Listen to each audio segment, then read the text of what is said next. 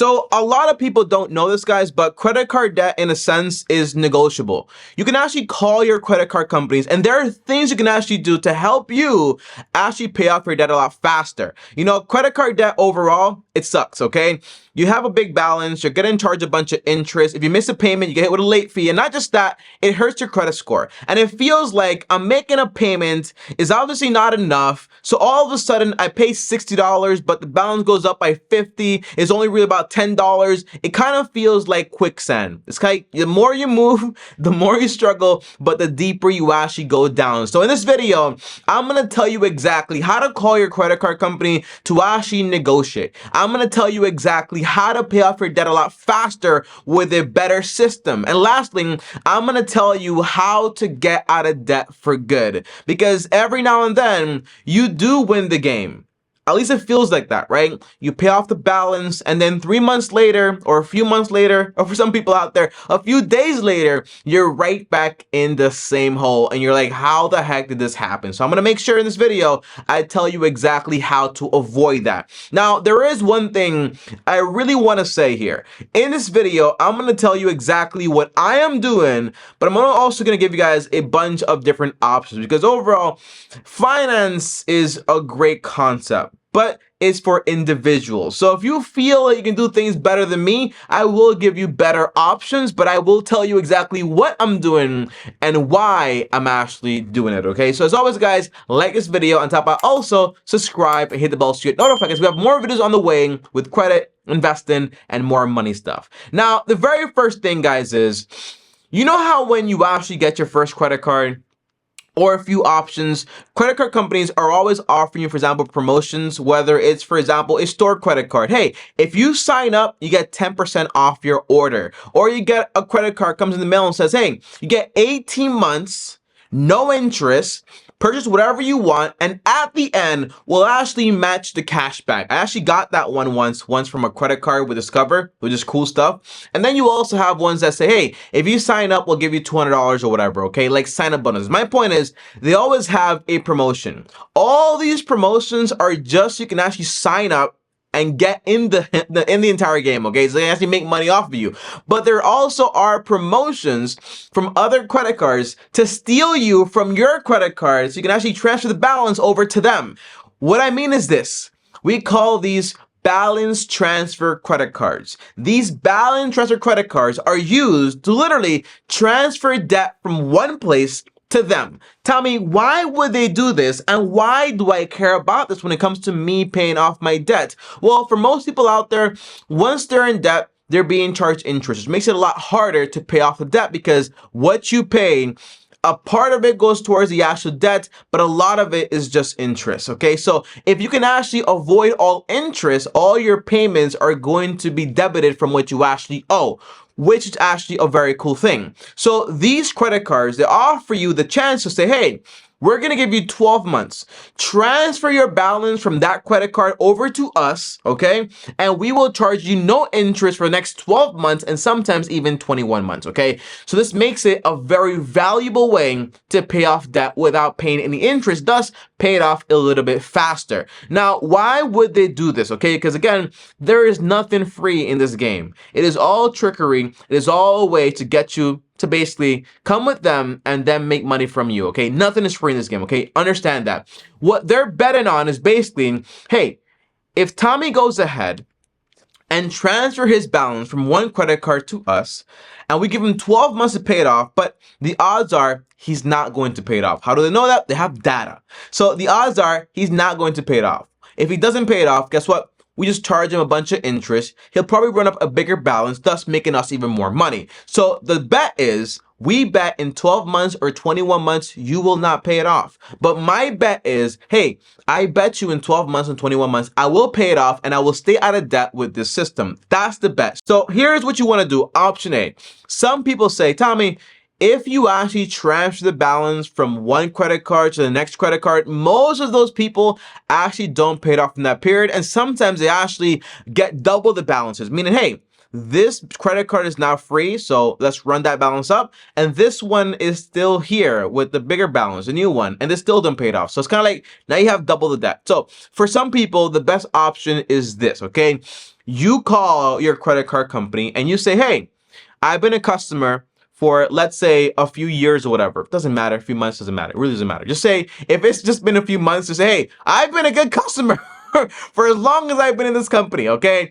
And the overall goal is you want to say, hey, I'm trying to pay off my credit card balance. Who can I talk to that can actually offer me or have the authority to lower my interest rate? Because when you go on Google and you type in, for example, best balance transfer credit cards, you're probably going to find the Citi Simplicity card at this moment, but it might change by the time you actually watch this video. So do your own research. Again, just type it on Google, best balance transfer credit card. And you want the one that gives you the most amount of time to pay it off interest free.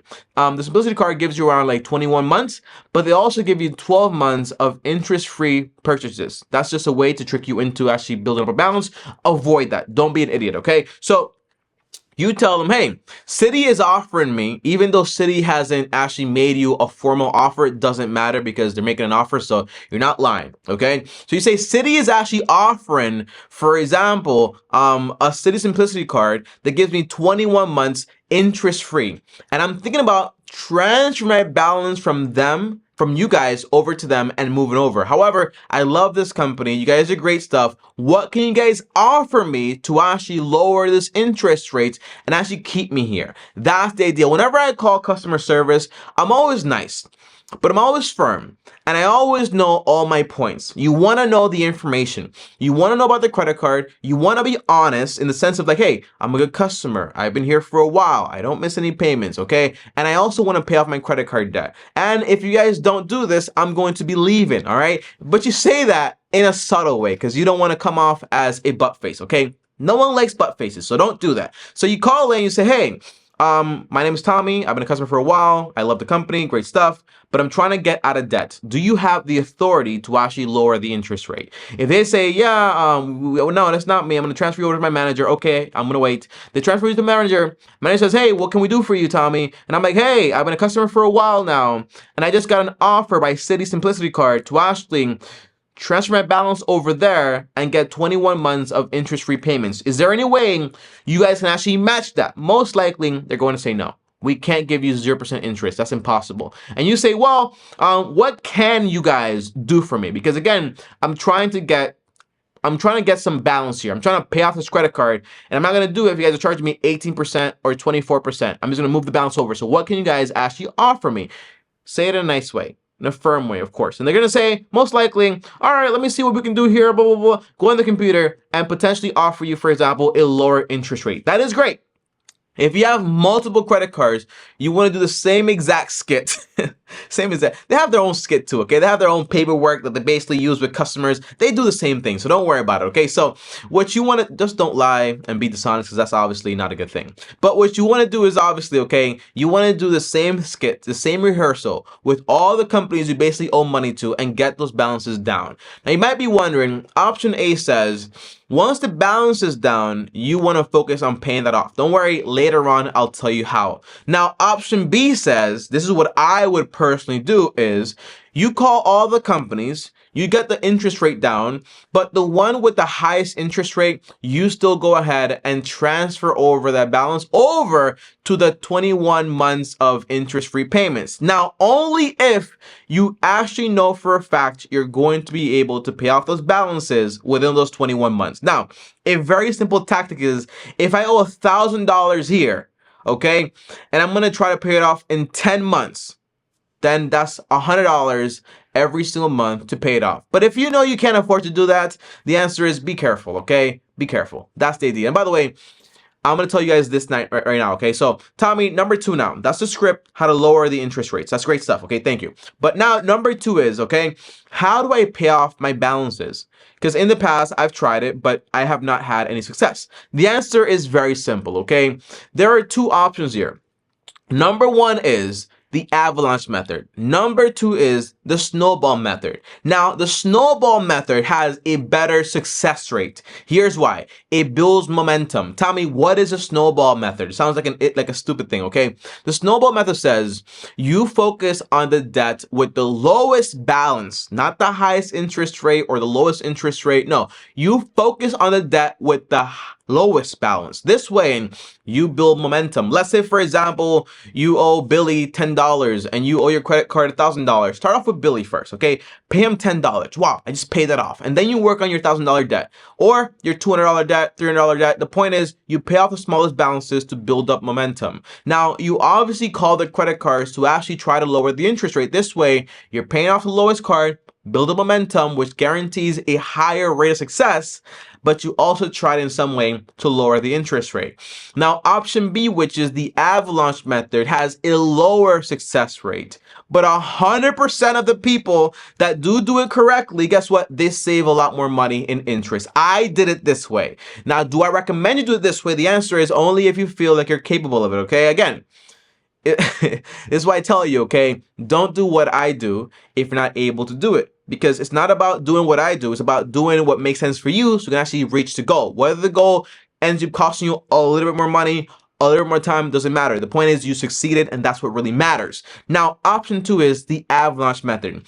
Avalanche method, you're going to make the calls, lower the interest rate, but at the end of the day, you're going to pay off the debt with the highest interest rate first. This way, you actually save money mathematically, because if you're paying off the one that costs you the most money first, obviously, you're going to save the most money first, okay? That's the overall idea. Now, here's the problem.